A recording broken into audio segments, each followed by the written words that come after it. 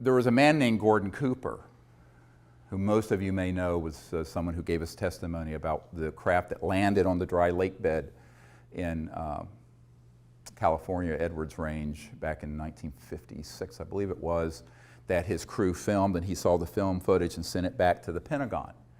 Well, Gordon Cooper, a very heroic figure, an early Mercury astronaut, and I were speaking to a conservative group called the Federalist Society here in Washington, who were very interested in this, because they were interested in the unconstitutionality, because they're strict constitutional. And I will speak to any group, I don't care, you know, I mean, it's fine, politics, I don't care.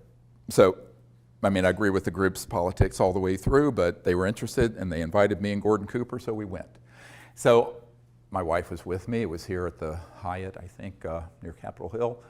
And I was going, so I started talking to Gordon and comparing notes of people we had talked to within the system. And he had been asked by Secretary of Defense Cohen, C-O-H-E-N, who was Secretary of Defense for Bill Clinton.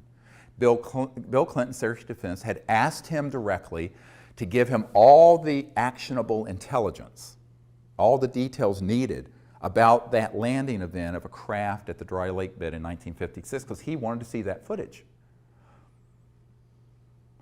And he got back to Gordon Cooper and said, I can't find it. It's not accessible.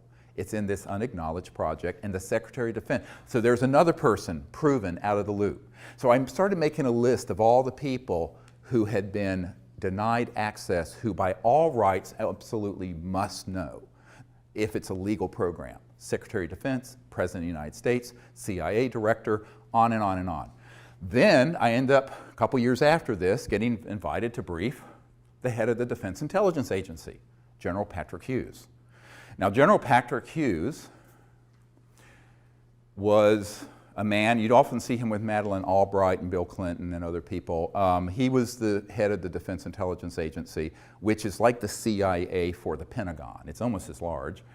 And it's their in-house intelligence shop, whereas, you know, the CIA is a civilian agency, but this is a military intelligence. But the Defense Intelligence Agency is sort of sits on top of all military intelligence. And he was the director. So, and he's a 3-star general. So I get invited to brief General Patrick Hughes at the Pentagon. So I think, well, let's see what he knows. Of course, he wanted to know what I knew. So again, I sent him a full dossier and briefing prior to arriving so he'd be adequately brought up to speed. We had a meeting scheduled. I go to the Pentagon, full military escorts in, like you always have in these areas. And I go in, and we start talking about this. And he says, well, I find this amazingly interesting. He says, but in all my years in the military, I have never been told anything about it. Nothing. And I said, well, it doesn't surprise me. There are other people in your position. He says, he got up and he went over to a bookshelf. And on it was a little, like you'd get at a toy store, a little E.T. doll, like about this big. And he grabbed it and he says, this is all I've gotten for my inquiries about this issue through channels. In other words, someone gave it to him as a gag gift. Now, there was a full bird colonel sitting at the table during this briefing, and I started explaining the way, you know, these particular, and he knew what an unacknowledged special access project was. This is no, he says, but he didn't know about this one. And he wasn't being, he says, well, I can't imagine that there are operations within the Defense Intelligence Agency that know about this, and they wouldn't tell me when I've asked. I said, well, they do. I mean, they lied to the president, they lied to the CIA director, and they'll lie to you. And the colonel visibly stiffened. Because I said at that moment, there are people on your senior staff who are tasked with this issue, but they don't want you to know for whatever reason. And this colonel stiffened. And my military advisor and I compared notes later, that guy was on the inside lying to the general. The colonel was zooming the general. Illegal? Yes. Treason? Yes. Happens every single day at the Pentagon and CIA. So when you're dealing with an unacknowledged special access project this sensitive. So these are not conspiracy theories. I've been there. I'm the guy who set up these meetings and was there. And I will say that I'm the only civilian you'll ever meet who's had meetings of this nature with people like that all over the world. So I wanted to put this on the record. Now, after this, we had about a 15-minute discussion, and then the general told me something very surprising. He says, you know, my father, this is General Patrick Hughes telling me, my father knew of some kind of illegal conspiracy in the US government back in the 50s and 60s, because he was apparently was also a very high official, that was so serious, and we thought the old man was a kook, referring to his father. And he says, I thought this would all be nonsense until I got into this office, until I became the head of the Defense Intelligence Agency, and contrasted with what I'm being told with what I've seen received from the Disclosure Project, or Project Starlight at that time. And he said that, you know, my father was so upset by this, he eventually ate his gun, committed suicide. And yeah. You know, and you know, so the weight of this is huge, huge. So I said, well, you know, you just move on. But he said, I don't know what I can do because they're not going to tell me anything. I said, but I have Disclosure Project witnesses inside the DIA who've seen satellite imagery of ET craft out in space. We have their testimony. He says, well, they won't tell me anything. So, of course, what you realize is that these positions rotate. They're there for a year or two or 3 or 4. The president, if he's lucky, 8. But there's this permanent system. So let's call it the permanent secret government versus the one that sort of is this revolving door of folks. Sometimes the people in that system know and sometimes they don't. And since the mid-1950s, the criteria for being on the inside of the secrecy is the following. And this is how I explained it to a 5-star admiral in England who is also one of our witnesses, Admiral Lord Hill Norton. He was the head of the Ministry of Defense, and he was a Sea Lord, they called them back then. They don't have 5-star admirals anymore. And he was the head of the military committee for NATO. So I went to his cottage in Hampshire some years ago. Emily dropped me off, took the kids to Salisbury Cathedral, I believe, and I continued on, had a meeting with the admiral. And you know, you get a picture of what my life must be like. So nuts, completely nuts. So anyway, so I'm there with this man, and we're sitting in some wingback chairs in his parlor in what he called his cottage in Hampshire. And which is a gorgeous old antiquity house with the thatched roofs and beautiful. And we started talking about this. He was a very fastidious man. He had a little teeny notepad like this and a pen and assiduously taking notes, very, very. And we got to this question, and he said, well, you know, the entire time I was the head of the Ministry of Defense, which also means you're head of MI5 and MI6 and the intelligence units in England. It's the same position there. It's separate here. You have CIA Director and Secretary of Defense. There it's one head. And he says, this issue was never briefed to me. I was never told anything. And I said, yeah, that doesn't surprise me now. It would have maybe a number of years ago. And he said, and as military, the head of the military committee for NATO, I was never told, even though I now have learned NATO was dealing with some of these events, such as the big events that were in Belgium with the massive triangular craft and things like that. Well, I said, he says, and I want to know why they wouldn't tell me. It was like his pride was a sense of propriety. Oh, he was a lord in the House of Lords also. He says, why wouldn't they tell me? And it was a little bit petulant, but also hurt. And I said, well, let me answer your question with a question. And he didn't like that. He thought I was being a cheeky American. And I said, but just bear with me. What would you have done if you found out that there was a cabal that had run amok of the laws of all the democracies, that had this information and had the technologies to completely fix the environment, end global poverty, create a civilization that would be sustainable for thousands of years with these types of free energy technologies? and that they had killed people to keep this secret, assassinated people, and broken the laws of their country and their solemn oaths to uphold their constitutions to do so. He says, I wouldn't have stood for it for a bloody minute. I said, that's why they didn't tell you.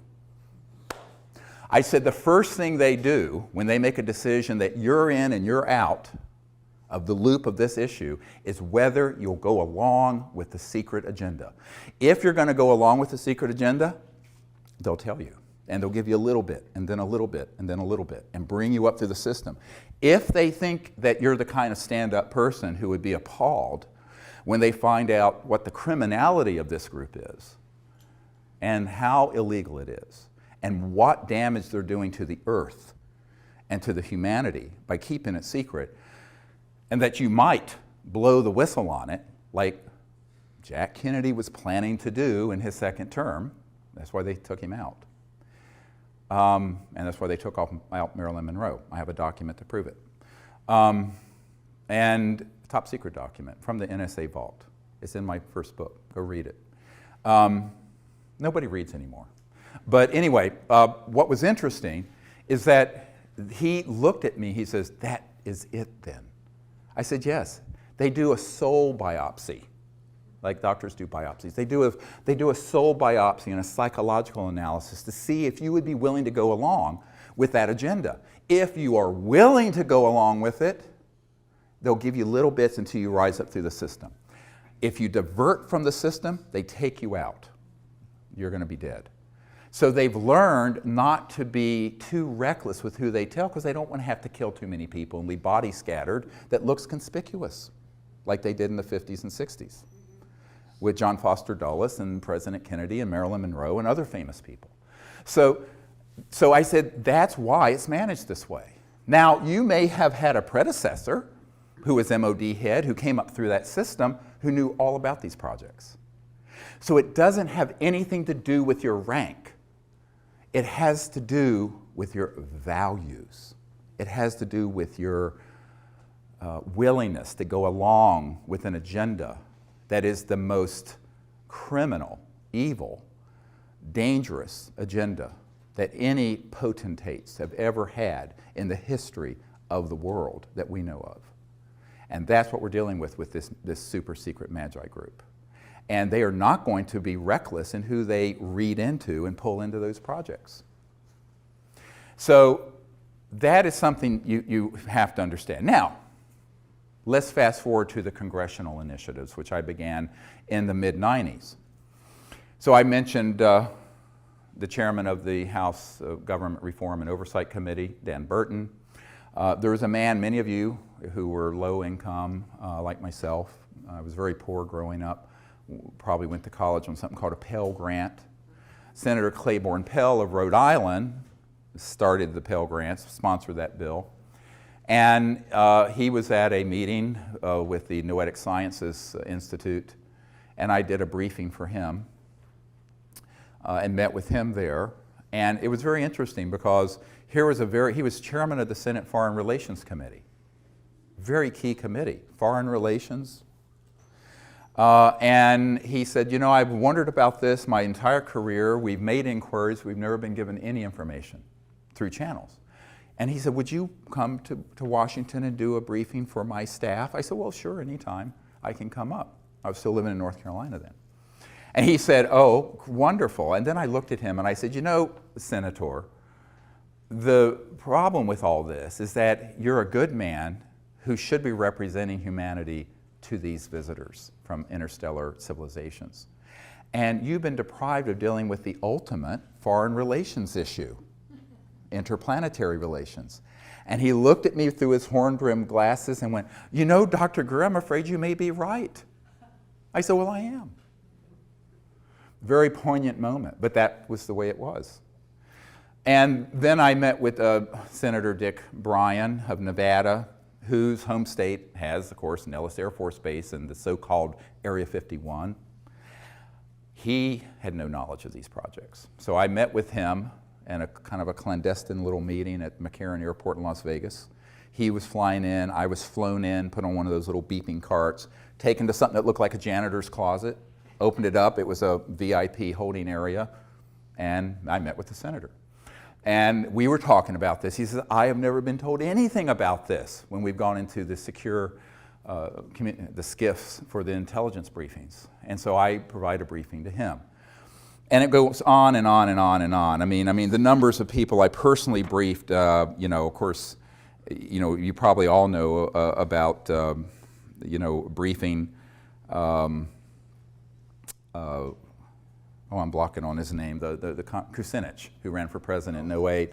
And Kucinich was very interested in this, but he wouldn't hold a hearing either, even when he was the chairman of the subcommittee for domestic government reform and oversight. He had had a sighting. Shirley MacLaine outed him during the campaign and embarrassed him. He's very supportive of disclosure. I have his information, I mean, we stay in contact, but he wouldn't hold a hearing.